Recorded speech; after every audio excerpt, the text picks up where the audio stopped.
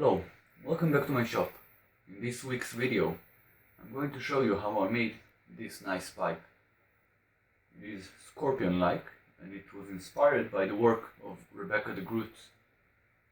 You can see most of her work on Facebook, and she also has a YouTube channel, so look down at the description. You can find the link to her channel over there. I'm sorry to say that while working on this project, I wasn't sure it was going to come out anything as good as it actually did. So I didn't took any video of the process, but I do have a lot of pictures that I took while working on this. So this video is going to be a little bit different from my normal videos. I'm going to do a slideshow of images and I will narrate the steps and I will point out the important stuff. Also now, for the first time, I'm going to try out the pipe and see if it actually works.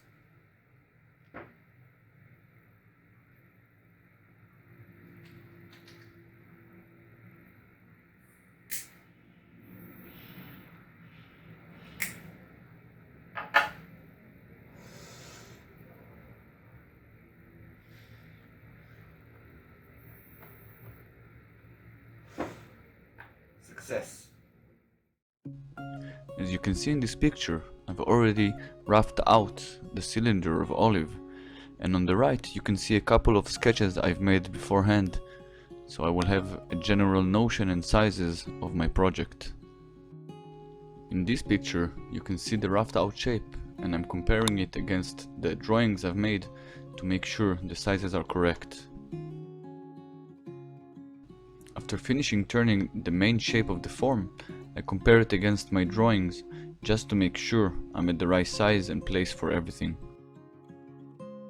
I'm using a very cheap set of bits on my Dremel to remove material around the soon-to-be fit bases. I collected some mahogany scraps I had around the shop for the fit. And using the same cheap bits, I shaped them to the needed segments.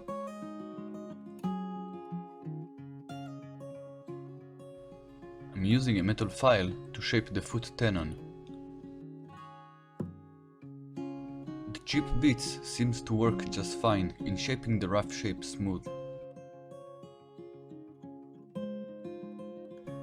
I outline the lower part of the foot and start shaping it as well.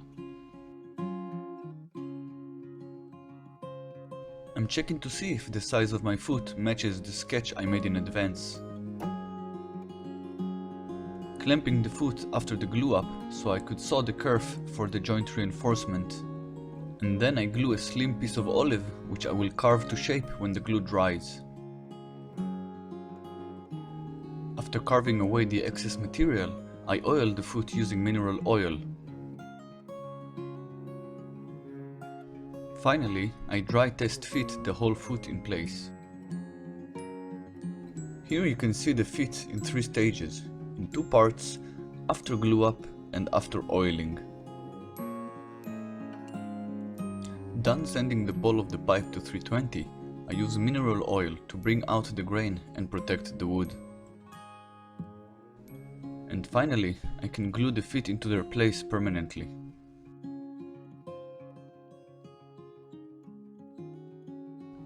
I've sketched out the shape and size of my stem and prepared strips of oak for the task. My initial idea was to clamp the strips together between nails, but I chose to use a more conventional method of pressing. I set up everything for the clamping, since I won't have a lot of time to work with the soft wood. I placed the wood in a large pan full of water and boiled the wood for 20 minutes. I seem to have pressed on the video record button, so now we can see how I bend the wood into shape.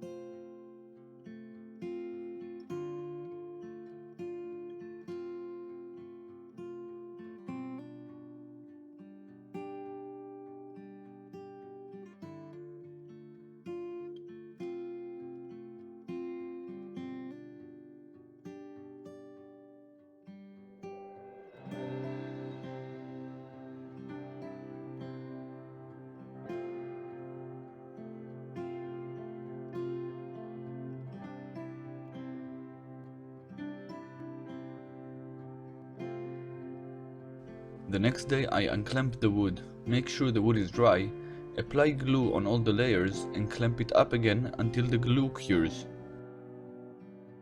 Once the glue is dry, the form is set and can be taken out of the mold. Again, using the metal rasp, I shape a long tenon at the end of the stem and test fit it in its place.